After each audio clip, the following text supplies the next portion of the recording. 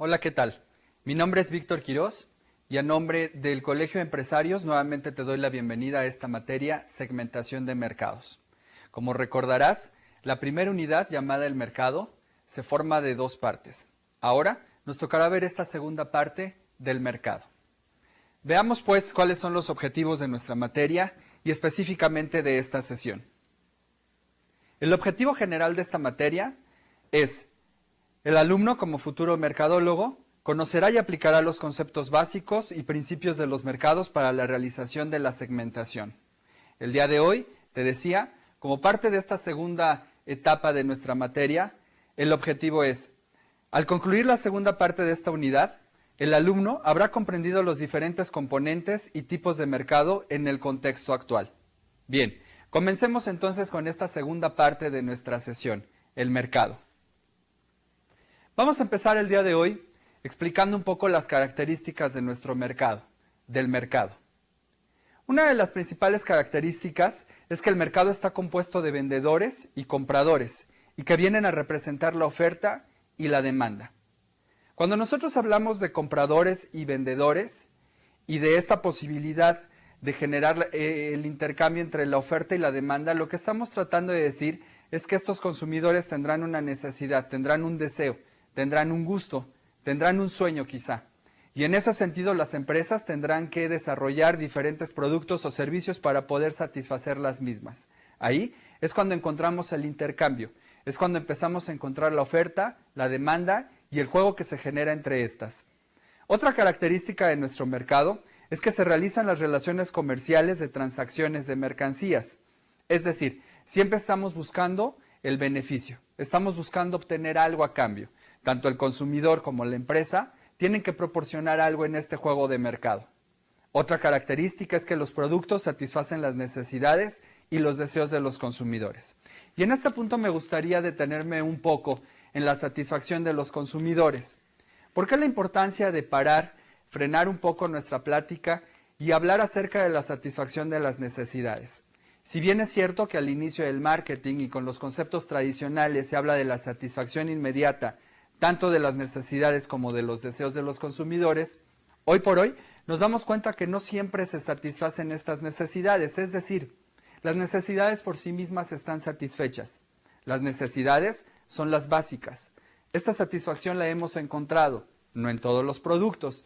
Sin embargo, la mercadotecnia y esta sobreproducción de bienes, de servicios, lo que genera es que los consumidores estemos buscando mayores posibilidades y entonces las empresas lo que tendríamos que hacer es generar productos, servicios que empiecen a satisfacer, pero a rebasar este sentido de la satisfacción y quizá en un momento dado deleitar, enamorar a los consumidores. Los productos por sí mismos nos ofrecen atributos, nos ofrecen beneficios. En el mundo de la mercadotecnia habrá que dar no solo estos atributos y estos beneficios, hay que dar valores, hay que dar un plus, hay que darle seguimiento, hay que darle constancia a los productos. Es por ello que no siempre se dice que solo nos quedamos en el nivel de la satisfacción. De hecho, el nivel de la satisfacción y bajo este esquema de un mercado sumamente emocional, la satisfacción va quedando atrás. Y hoy por hoy lo que estamos buscando es enamorar muchísimo más a los consumidores, el concepto de deleitar al consumidor. Otra característica importante es que los productos son valorados a través de los precios. Es decir, todos los productos deben tener una cuantificación. Esta cuantificación la logramos a través del precio, a través de este valor monetario. Este valor monetario tiene que ver con dos partes del producto. Una, la parte cuantitativa. La segunda, la parte cualitativa. En la parte cuantitativa tendremos que medir los insumos, los materiales, los procesos, la tecnología, toda esta parte cuantificable, toda esta parte monetaria. En la otra parte, tendríamos que hacer un análisis completo de la satisfacción, de la percepción, del concepto. Es todas estas características cualitativas que finalmente hacen que los consumidores tomamos decisiones de compra. Otra característica importante es que los precios se determinan por la oferta y la demanda, así como por cuestiones emocionales. Durante muchos tiempos se dijo que la relación de la oferta y la demanda era lo que determinaban, en la mayoría de los casos, los precios de los productos y los servicios. Sin embargo, hoy por hoy nos damos cuenta que no necesariamente la relación oferta y demanda es lo que mueve a los precios. Hoy hemos comprobado en el mercado que a veces, aunque los precios sean muy altos, sean muy costosos, los consumidores son los productos que más buscan. Aquí tenemos un efecto interesante de exclusividad, un efecto interesante de valor. Esto se logra a través de precios altos. Y podríamos ir a la inversa, precios demasiado bajos y que no necesariamente son los que más consumen, como nos dice la teoría de la oferta y la demanda. Otra característica importante es que la compra se ve influenciada por variables de comunicación. Y aquí quizás sea una de las estrategias más importantes o que parece ser la más importante para la mercadotecnia. ¿Por qué la más importante o la que pareciera ser la más importante? Porque finalmente todas las estrategias de comunicación son las que el consumidor ve, son las que llegan directamente a nuestros clientes. Estas estrategias de consumidor se forman a partir de lo que se conoce como la mezcla promocional. ¿Qué es la mezcla promocional? Estrategias de publicidad, estrategias de promoción de ventas, estrategias de relaciones públicas, de fuerza de ventas, marketing directo, imagen corporativa. Es toda esta parte visual, toda esta parte quizás hasta auditiva que los consumidores reciben. Es el contacto directo con nuestro consumidor y lo que muchas veces hace que el consumidor tome esa decisión de compra. Estas son las características más importantes de nuestros mercados. Bien, ahora vayamos a un punto importante que lo retomaremos en la segunda unidad y que son las oportunidades. El mercado es un cúmulo de oportunidades y se requiere conocerlas para poder generar negocios en el mismo. Estos métodos para detectar estas oportunidades son los siguientes y son 4. El primero es la penetración del mercado. El segundo, el desarrollo del mercado. Tercero, desarrollo de producto. Y por último, tendríamos la estrategia de la diversificación. Veamos cada uno de estos de manera muy general, porque insisto, en la segunda unidad veremos a detalle cada una de estas estrategias. La penetración del mercado lo que busca es quitar mercado a la competencia mediante estrategias sumamente agresivas. Un ejemplo claro lo encontramos en la industria de los refrescos, donde las dos principales empresas, me refiero a Coca-Cola y Pepsi-Cola, han generado una guerra muy fuerte de competencia. Ellos hacen estrategias de penetración de mercado, hacen estrategias agresivas de precio, hacen estrategias agresivas de campañas publicitarias, de promoción de ventas, de líneas de productos, empaques, envases, embalajes, innovación y desarrollo, una serie de estrategias muy agresivas que finalmente lo que buscan es quitar participación del mercado al de enfrente. Esta sería nuestra primera estrategia. Nuestra segunda estrategia para conocer las oportunidades es el desarrollo del mercado. El desarrollo del mercado lo que busca es captar nuevos clientes sin modificar el producto. Es decir, se aplica el concepto de la agregación del mercado. Pongamos el ejemplo de la Coca-Cola de lata. La Coca-Cola de lata durante mucho tiempo estuvo definido a un segmento de mercado claramente dirigido hacia los adolescentes. Sin embargo, ellos aplicaron el desarrollo del mercado, es decir, sin que la Coca-Cola de lata sufriera modificaciones a través de ciertas estrategias sumadas al mismo, lo que hicieron fue ir aumentando el tipo de consumidores. Hoy podemos comprobar que esta Coca-Cola de lata no solo se dirige a los adolescentes o a los jóvenes. Encontramos, por ejemplo, nichos de mercado, como el de la tercera edad, que finalmente no tendría por qué consumir el producto, sin embargo es un mercado real del refresco. O quizá los niños. A los niños también se les ha encontrado como un mercado real del refresco de Coca-Cola. Bien, esta es nuestra segunda estrategia. Pasemos a la siguiente. La tercera estrategia se llama desarrollo del producto. Y esta lo que busca es la mejora constante de los productos, brindando mejores atributos y beneficios al mercado.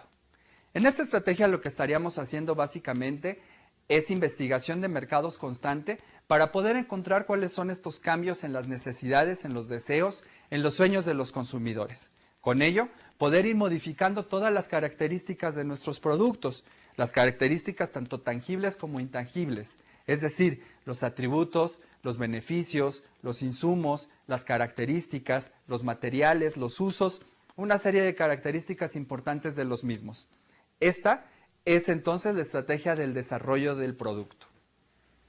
Y finalmente tenemos la estrategia de diversificación, ¿Qué quiere decir diversificación? Bien, ahora pretendemos la entrada de la empresa a nuevos negocios o la suma de servicios y productos complementarios a los ya existentes. Nuestro mercado está sumamente saturado. Las ventas en cualquier tipo de industria han bajado. Lo que ahora hacen las empresas, lo que ahora hacen estas industrias precisamente, es entrar a nuevos mercados, es vender nuevos productos, no necesariamente relacionado con lo que ya hacemos. Hay muchas empresas en el mercado, como Philip Morris, que finalmente terminó comprando una parte de la empresa Kraft y ahora no solo vende cigarros, ahora también vende mayonesas.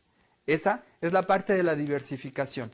Tenemos que buscar nuevos productos, nuevas industrias, nuevos mercados. No nos podemos quedar con lo que ya tenemos. Si no, vamos quedando en un papel, en una posición muy alejada en el propio mercado. Bien, ahora veamos cuáles son los componentes del mercado. ¿Cuáles son estas variables que lo forman? Estas variables que le dan sentido, que le dan movimiento al mismo. Primero tenemos la oferta, la demanda y el juego entre ellas. ¿Qué es la oferta y qué es la demanda? La oferta es todos estos productos, todos estos servicios que las empresas ofrecen.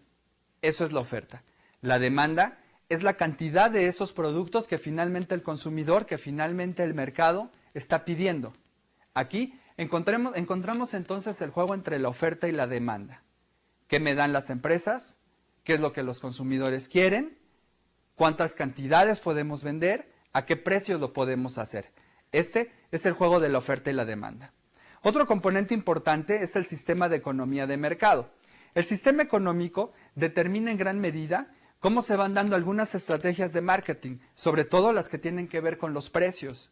El sistema económico nos da la libertad de la venta del producto, nos da la libertad de la venta del servicio, siempre bajo ciertos marcos de regulación. Sin embargo, estos sistemas económicos son el campo de trabajo de nuestras empresas.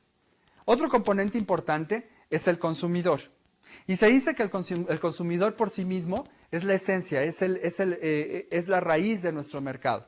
Más adelante veremos algunas características importantes del consumidor. Este se dice, insisto, que es el núcleo del mercado. Otra característica importante es la competencia. Hoy por hoy, la competencia tiene un juego muy interesante. A veces, entre ellos y de manera informal, las características se van dando. La línea a seguir dentro del mercado está preestablecida. Cuando una empresa hace una estrategia, inmediatamente la competencia tendrá que hacer otra. Y si ninguna de estas empresas dentro del juego de competencia hace una estrategia o queda fuera, finalmente el mercado no tiene sentido. Es por ello que hay que jugar mucho a la competencia, hay que jugar mucho a la estrategia. Este es un componente importante. Otro es el Estado y su legislación. La legislación finalmente es la que protege, es la que brinda el camino, es la que va poniendo los paradigmas, va poniendo los sistemas, va poniendo toda la parte cómo los productos y los servicios pueden ir avanzando en el mercado. Por último, tenemos el componente del mercado internacional y su marco. Hoy por hoy, todas las empresas, todos los servicios, todos los productos tienen que trabajar bajo sistemas internacionales. Y aquí encontramos uno de los paradigmas más importantes de nuestros mercados. ¿Qué quiere decir esto? Quiere decir que muchas de las empresas nacionales no trabajan con estrategias internacionales. Y esto lo que genera es que ellas vayan desapareciendo del mismo. Cuando esto sería un poco más sencillo, no quiere decir que nuestras empresas locales, que nuestras empresas nacionales tengan que forzosamente llegar a un mercado global. Lo que quiere decir es que ellas tienen que aplicar estrategias de mercadotecnia internacionales, porque aunque no salgan a otro mercado, las empresas transnacionales, las empresas extranjeras están llegando a nuestros mercados y posiblemente se están colocando enfrente de nuestras empresas nacionales. Es ahí cuando nuestras empresas, con estrategias internacionales, tienen que combatir, tienen que pelear, tienen que jugar el juego de la competencia con estas otras estrategias. Bien, estos son los componentes del mercado. Ahora, dentro de los componentes yo les hablaba acerca del consumidor y les decía que el consumidor se dice que es el núcleo del marketing. Vamos entonces a conocer un poquito más acerca del consumidor. ¿Qué es un consumidor? Bien, un consumidor puede ser una persona física o una persona moral con necesidades, deseos o gustos específicos que demandan bienes y servicios proporcionados por el productor para satisfacer los mismos a cambio de una transacción rentable para la empresa. Un consumidor, entonces, decíamos, puede ser una persona física o una persona moral que finalmente tiene una necesidad, tiene un deseo, tiene un sueño, necesita un producto, necesita un servicio y además está dispuesto a generar la transacción. Ese es un consumidor. Pero para poder conocer exactamente a nuestros consumidores y que además lo podemos complementar con todo nuestro estudio de la segmentación de mercado, necesitamos hacer análisis de comportamiento de consumo. El comportamiento de consumo es una de las escuelas más importantes para conocer a los consumidores. ¿Qué quiere decir comportamiento de consumo? El comportamiento de consumo es este estudio que se hace acerca de todos los factores, tanto internos como externos, que en un momento dado van a influir en la toma de decisión de los consumidores. Es decir, cuando ustedes, cuando yo, cuando algún consumidor va al mercado y compra X producto, no lo compra solo por un precio, no lo compra solo por una promoción, lo compra por una serie de factores que están de manera interna y de manera externa influenciando esta decisión. Todo lo que hay dentro o lo que hay detrás de esta decisión de compra se le conoce como el comportamiento de consumo. Bien, decíamos que el comportamiento de consumo se forma a partir de los factores internos y de los factores externos. Hoy vamos a ver un poquito acerca de todas estas variables y estos factores.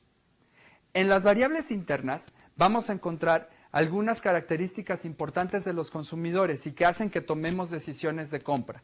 Por ejemplo, las experiencias, los hábitos, el aprendizaje, los deseos, los mitos propios y la conducta. Las experiencias.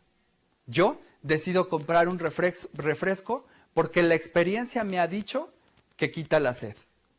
Los hábitos. Decido comprar un refresco porque me han dicho mis hábitos que siempre, cuando hace calor, hay que consumir un refresco de cola. El aprendizaje.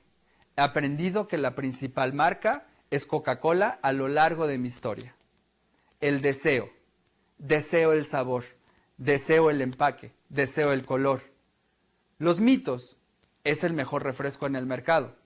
Las conductas. Voy a ahorrar para comprar mi producto. En ese momento yo estoy hablando solo de variables internas. Hoy por hoy hemos comprobado también que estas variables internas no necesariamente son las más importantes para el consumidor. Observen el siguiente ejemplo. En este momento yo como consumidor podría ir al mercado. Y cuando yo llego al mercado y veo quizá una promoción donde la empresa de enfrente, es decir, Pepsi Cola, me plantea una promoción donde en la compra de un refresco me regala 5 más y posiblemente tenga acceso a una promoción o a ganar un automóvil o una casa o simplemente un artículo promocional, probablemente en ese momento yo tome la decisión de no comprar Coca-Cola y sí comprar Pepsi Cola. Todas las variables internas, que además las he empezado a formar desde mi niñez hasta el día de hoy, posiblemente se queden limitadas, posiblemente desaparezcan por un factor tan importante, por un factor externo tan importante como podría ser la promoción. Por ello, se dice que hoy los factores más importantes son precisamente los externos y no necesariamente los internos. No quiero decir con ello que los factores internos no los tengamos que estudiar. Sí, son importantes. Sin embargo, los factores externos son muchísimo más fuertes. Recuerden, nosotros como consumidores estamos viviendo en sociedad, estamos viviendo en grupo y ese grupo, esa vivencia, hace que tengamos necesidades de pertenencia, necesidades de aspiración dentro de ese grupo social. Por ello, es que todas estas características externas suelen ser muchísimo más fuertes. ¿Cuáles son, pues, estos factores externos importantes para el comportamiento de consumo? Tenemos 3. El primero es el factor cultural. El segundo es el factor personal. Y por último tenemos los factores familiares. Vamos a ver algunas variables de cada uno de ellos. Empezaremos entonces con los factores culturales. ¿Qué variables encontramos dentro de los factores culturales? Primero encontramos la propia nacionalidad. La nacionalidad va determinando ciertas características en los consumidores. Un ejemplo muy sencillo es precisamente el del mexicano. Nosotros nos movemos en un gran porcentaje hacia productos extranjeros. Algunos le han llamado la variable malinchista, el consumo malinchista. Sin embargo, esto no quiere decir que sea bueno o malo. Nosotros como mercadólogos lo único que tenemos que hacer es estudiarlo, es entenderlo.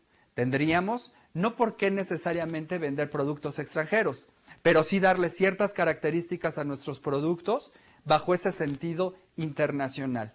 Eso es el comportamiento de consumo. Otra variable importante es la propia cultura y la subcultura. La cultura es este conglomerado de valores, de principios, de moral, de ética, y que finalmente hacen que nosotros tomemos decisiones de compra. Está relacionado directamente hacia la nacionalidad. Cada nacionalidad va implementando su propia cultura. Sin embargo, hay un concepto muchísimo más interesante y que precisamente es la subcultura. ¿Qué quiere decir la subcultura?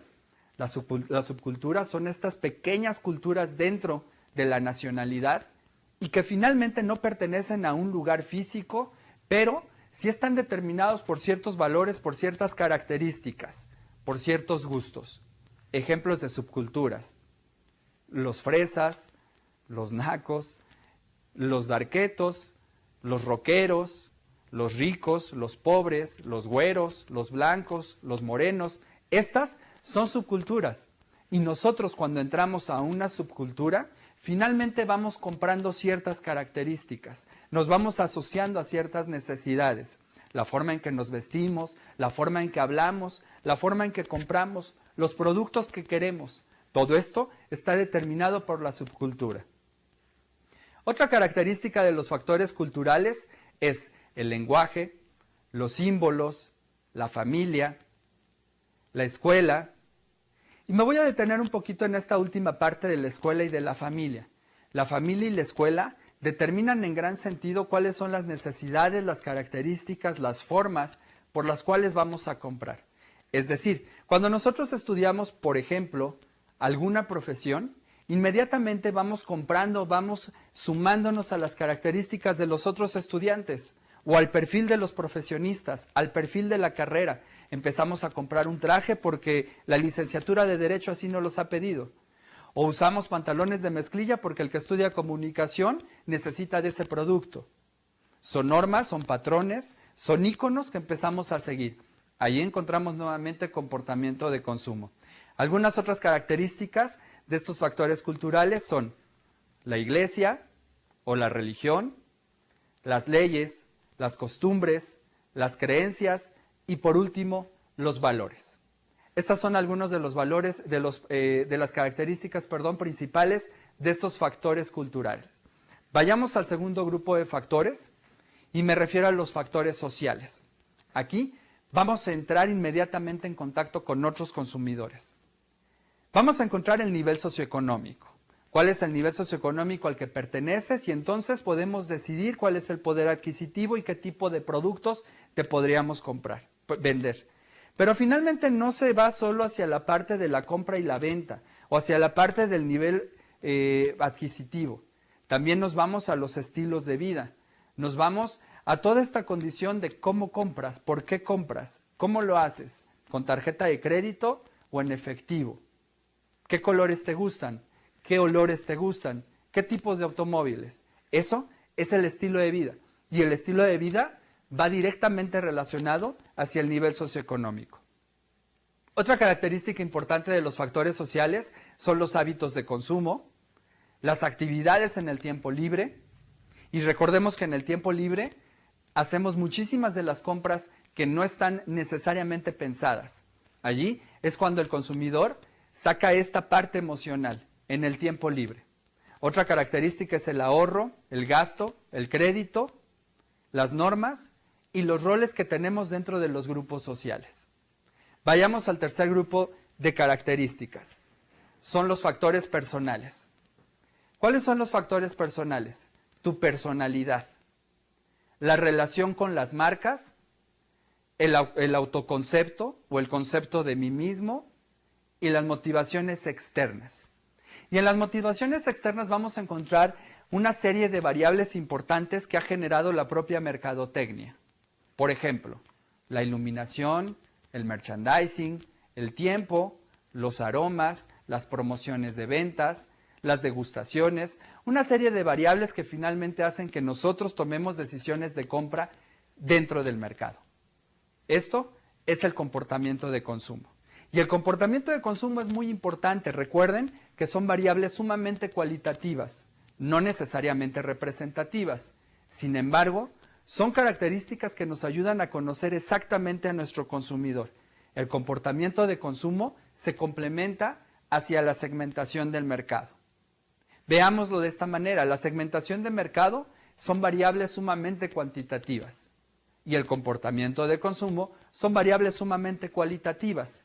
¿Por qué relacionarlas entonces? Muy sencillo, porque nosotros los consumidores nos formamos a partir de necesidades, de deseos, de sueños, tanto cuantitativos como cualitativos. Tenemos esta parte racional y esta parte emocional de consumo. Ambas hacen que tomemos decisiones de compra. Ok, vayamos entonces al siguiente tema de nuestra unidad, los tipos de mercado. Vamos a conocer un poco cuáles son las clasificaciones de los mercados, dependiendo de algunas variables, dependiendo de algunos contextos. Empezaremos entonces por los tipos de mercado según la geografía. Vamos a definir estos tipos de mercados basándonos en las localidades, basándonos en las ofertas y en las demandas en un sentido geográfico. Aquí vamos a encontrar el mercado global, el mercado internacional, el mercado nacional, el mercado regional, metropolitano y local. Tratemos de explicar cada una de ellas. Mercado local. Cuando empezamos en el mercado local, lo que estamos diciendo es que tenemos un producto, tenemos un servicio, tenemos una empresa que finalmente satisface a pequeñas localidades. Quizá la miscelánea de la esquina, la panadería, la tienda de helados. Estas son empresas, son productos, son servicios que satisfacen de manera local a nuestros consumidores. Y así, dentro de esta parte geográfica, iremos avanzando. Ahora encontramos el mercado metropolitano. Cuando decimos mercado metropolitano nos referimos básicamente a satisfacer una ciudad y su metrópoli. Es decir, la Ciudad de México y la metrópoli, la Ciudad de Guadalajara y los lugares cercanos, la Ciudad de Monterrey y los lugares cercanos. Estos son mercados metropolitanos. Hemos avanzado de ese mercado local y ahora estamos trabajando sobre mercados muchísimo más amplios, muchísimo más complejos. Pero finalmente las características, estaríamos suponiendo, siguen siendo similares. Después tenemos el mercado regional. En el mercado regional lo que hacemos es empezar a satisfacer diferentes ciudades, diferentes poblaciones, diferentes provincias. Eso es el mercado regional. Muchos laboratorios van segmentando por regiones sus mercados. Después tendríamos el mercado nacional. En el mercado nacional es cuando nuestro producto, nuestro servicio, nuestra empresa llega a todos y cada uno de los lugares de nuestra nación. Ese es un mercado nacional. Después tenemos el mercado internacional. El mercado internacional se relaciona inmediatamente con el comercio exterior. ¿Qué quiere decir esto del comercio exterior? Quiere decir que yo, una empresa nacional, una empresa mexicana, puedo empezar a mandar mis productos a otro país y entonces la estrategia, los arreglos, el comercio, la negociación se hace uno a uno. Este es un mercado internacional. Yo estoy empezando a hacer negociación solo con otro país. Lo haremos uno a uno. Y después viene un concepto muchísimo más amplio, que es el mercado global. ¿Qué es el mercado global?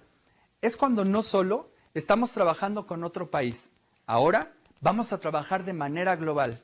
Es decir, posiblemente el producto se venda en México, pero la tecnología la tenemos en Alemania y las campañas publicitarias en Brasil y el departamento administrativo en Estados Unidos y los canales de distribución se distribuyen en todo el mundo. Eso es entonces el mercado global. Muchas de las empresas que conocemos y las más importantes dentro de nuestro contexto pertenecen precisamente al mercado global. Coca-Cola, McDonald's, Microsoft son empresas que han jugado al mercado global y lo han hecho con mucho éxito. Esta es nuestra primera clasificación de mercado según la geografía. Vayamos a una segunda clasificación. Ahora tenemos la clasificación según el consumidor. Vamos a encontrar 4 tipos de mercados: el mercado de consumo, el mercado industrial, el mercado de reventa y el mercado de gobierno. Recuerden, esto es según el tipo de consumidor. Mercado de consumo. Estamos hablando finalmente de todos estos productos que encontramos en nuestros mercados, en nuestros autoservicios, en nuestros departamentales. Ese es un mercado de consumo, donde los consumidores, donde los clientes van a los mercados a poder encontrar estos productos y servicios que puedan satisfacer las necesidades de los mismos. Después tendríamos un mercado industrial. Este mercado industrial es el que empieza a proveer de insumos, de tecnología, de materias a las empresas, para que a su vez estas empresas puedan producir productos que coloquen en el mercado de consumo. Ese es el mercado industrial, el que va finalmente de empresas de insumos, de materiales, de tecnología, a las empresas productoras. Un tercer mercado es el de reventa. Aquí vamos a encontrar a los comisionistas, a los agentes, a los vendedores. Ellos se van a encargar de empezar a transferir el producto hacia otro tipo de mercados. Ellos no consumen y se quedan finalmente con los productos. Solo nos ayudan a poder mover, a poder realizar esta entrega de los productos hacia otros consumidores. Y por último tenemos el mercado del gobierno. Mercado de gobierno quiere decir todos este tipo de productos y servicios públicos que finalmente nosotros como consumidores necesitamos. Bien, esta es nuestra segunda clasificación y decía, es según el consumidor. Vayamos a otra clasificación. Ahora es el tipo de mercado según la competencia. Aquí vamos a encontrar el mercado de competencia perfecta, el mercado de monopolio y el mercado de competencia imperfecta. Empecemos por el mercado de competencia perfecta. ¿Qué quiere decir mercado de competencia perfecta? Quiere decir que el mercado está distribuido entre varias empresas, no una, no dos, está distribuido entre varias empresas y además la demanda de los productos se empieza a distribuir entre todos ellos. Es decir, todos tienen una pequeña participación del mercado. El consumidor tiene la posibilidad de decidir dentro de muchas opciones. Todas las empresas juegan estrategias de promoción, estrategias de precio, estrategias de distribución, estrategias de producto de alguna manera equilibrada. No hay alguien que resulte el vencedor. No hay alguien que esté a la baja del mercado. Ese sería un mercado de competencia perfecta. Ahora vayamos a un mercado de monopolio. Cuando hablamos de un mercado de monopolio, lo que estaríamos diciendo es que toda esta cantidad de empresas empieza a desaparecer y se queda solo una empresa como líder del mercado. Lamentablemente en nuestro contexto, y aún cuando tenemos todo un marco regulatorio para evitar estas prácticas monopolísticas, nuestros mercados se forman a partir de monopolios, o por lo menos algunas industrias. Hay juegos de negocios muy interesantes donde precisamente lo que las empresas hacen es evitar el monopolio, o por lo menos que parezca se evita el monopolio. Tenemos el caso de Bimbo, que aun cuando Bimbo es una empresa muy bien armada, es una empresa con muy buenos productos, es una empresa que tiene y que ofrece a los consumidores muy buena calidad en los mismos, es una empresa que ha empezado a jugar con el monopolio. Como todos ustedes saben, Bimbo es una empresa que ha empezado a comprar las otras empresas dedicadas a la industria del pastel. Bien, ahora Bimbo forma parte de un grupo comercial importantísimo en esta industria. Son muy pocas las empresas, y además pequeñas, que están alrededor de ellas. Esto empieza a ser un juego de monopolio. Otra característica importante, precisamente del monopolio, es que el monopolio suele ser una gran tendencia de mercado en la globalización. ¿A qué me refiero con ello? Me refiero a que según las tendencias, las investigaciones que se han realizado acerca de la globalización, se prevé que en un futuro la mayoría de las industrias estén trabajadas solo por monopolios. Es decir, en este momento vamos a encontrar en nuestros mercados que algunas industrias están solo con una o dos empresas trabajando. Si ustedes miran, por ejemplo, el mercado de los refrescos, vamos a encontrar a Pepsi-Cola y Coca-Cola como líderes del mismo, con una serie de empresas alrededor de ellas, pero que no son significativas en cuanto a la participación del mercado. Ya hablábamos del caso de Bimbo, donde precisamente él tiene toda la participación. Nos podríamos ir, por ejemplo, al caso de los departamentales, donde encontramos a Palacio de Hierro y Liverpool. Y los demás han empezado a generar nuevas categorías en la industria. Esos son mercados monopólicos. Estos son tendencias del mercado. Y por último encontramos la competencia imperfecta. Esta competencia imperfecta la vamos a dividir en dos: el mercado de competencia monopólica y el mercado oligopólico. El mercado monopólico, decíamos, es cuando vamos a encontrar una empresa y que esta es la líder del mismo. En el oligopólico es cuando empezamos a encontrar dos o más sin llegar a que sea todo el mercado y que precisamente se están quedando con la rentabilidad del mismo. Bien, vayamos a la siguiente clasificación en cuanto a los tipos de mercado. Ahora veamos los tipos de mercado según el producto. Aquí vamos a encontrar mercados de producto, mercados de servicio, mercado de ideas y mercado de lugares. Mercados de productos. Son todos los que encontramos en nuestro mercado y en nuestra canasta básica. Los refrescos, los cigarros, los pasteles, la ropa, los zapatos. Esto es producto. Esto es tangible. Aquí vamos a reconocer la diferencia con nuestra segunda clasificación, que es precisamente el mercado de servicio. Y nos referimos a todos los intangibles. Recuerden, hoy se dice que la mercadotecnia se basa más en servicios que en productos. El servicio, además, se ha sumado a los productos.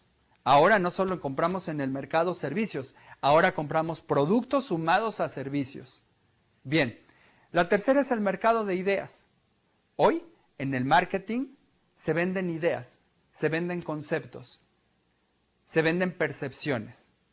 Esto es uno de los puntos más importantes que maneja el marketing experiencial. El marketing experiencial nos dice que hoy por hoy podríamos comercializar cualquier idea, cualquier concepto. Esta es una de las tendencias más importantes del marketing, la comercialización de las ideas. Y por último, tenemos el mercado de lugares. ¿A qué se refiere el mercado de lugares? Básicamente nos estaríamos refiriendo precisamente a este marketing de turismo, a este marketing en donde lo que tratamos de hacer es empezar a visualizar las zonas, los predios, las playas, este tipo de servicios como un producto. Y a partir de ahí los empezamos a comercializar. Bien, vayamos a otra clasificación de los productos. Ahora tenemos el tipo de mercado según los recursos. ¿Qué quiere decir el tipo de mercado según los recursos? Vamos a encontrar el mercado de las materias primas, el mercado de la fuerza de trabajo y el mercado del dinero. Esto va a empezar a clasificar de alguna manera el tipo de producto, el tipo de mercado con el que vamos a estar trabajando. Otra clasificación de nuestros productos son los mercados según los no clientes. Este es un concepto que finalmente definió Philip Kotler. El mercado según no clientes. ¿A qué se refiere con este concepto? A lo que se refiere Philip Kotler es que vamos a encontrar ciertos consumidores en el mercado que no necesariamente están dispuestos a realizar una transacción económica. Ellos tienen necesidades, tienen deseos, también tienen sueños. Pero en este momento no se tratan de tangibles, se tratan de intangibles. Aquí aparece el marketing social. Aquí aparece la publicidad social. Bien, aquí vamos a encontrar entonces al mercado de donantes, al mercado de votantes y al mercado de trabajo.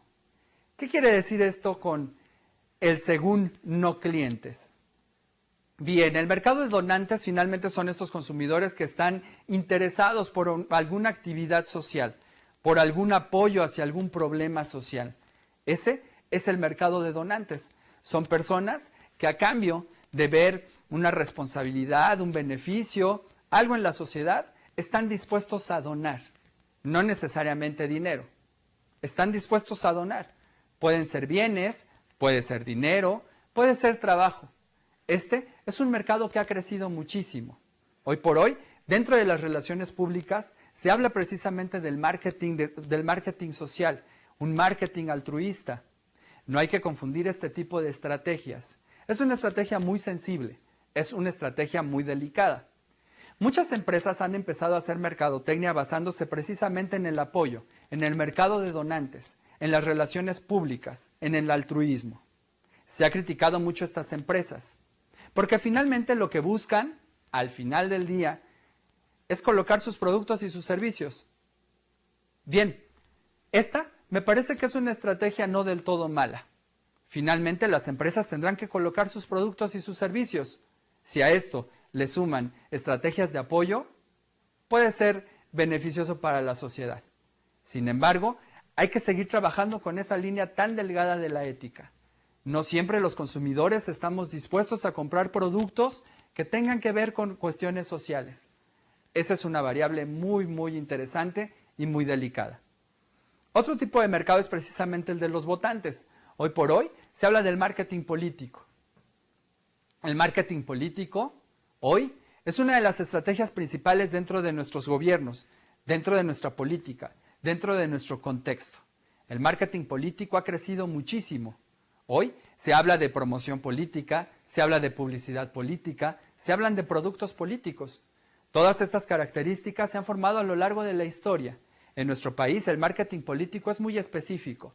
El marketing político ha encontrado ciertas características que le dan todo un perfil de mercadotecnia. El marketing político, así como la mercadotecnia de donantes, también tiene que manejar una línea muy delgada de la ética en donde no debemos sobrepasar la misma y empezar a ser agresivos con los consumidores. No olvidemos que lo que estamos vendiendo es precisamente política. Bien, ese es el mercado de votantes. Y por último, encontramos el mercado de trabajo. ¿Qué quiere decir esto del mercado de trabajo? Quiere decir que hoy por hoy los consumidores formamos un grupo de productos. Lo voy a explicar de esta manera. Cuando nosotros vamos a algún trabajo a pedir o hacer una solicitud para una vacante, en ese momento nosotros tenemos ciertas características, ciertos atributos, ciertos beneficios que serán los que nos coloquen o los que nos den el lugar del empleo.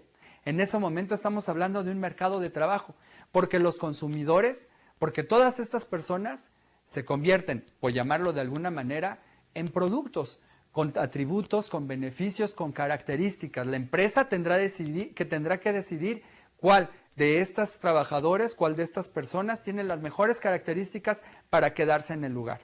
Ahí encontramos un mercado de trabajo muy fuerte, con características importantes, con características bien determinadas. Bien, estos han sido nuestros tipos de marketing. Hoy terminamos esta unidad del mercado.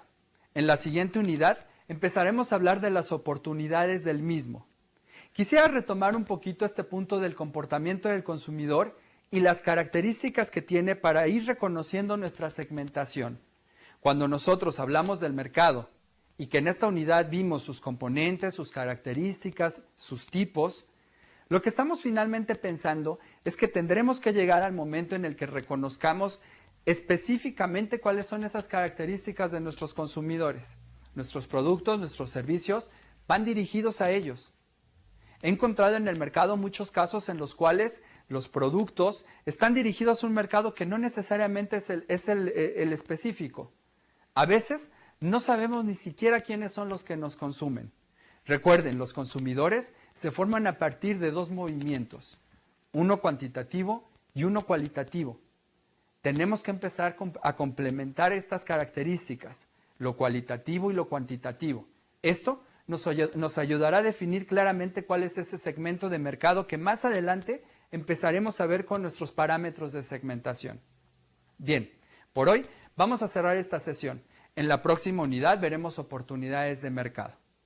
Gracias y seguimos en contacto.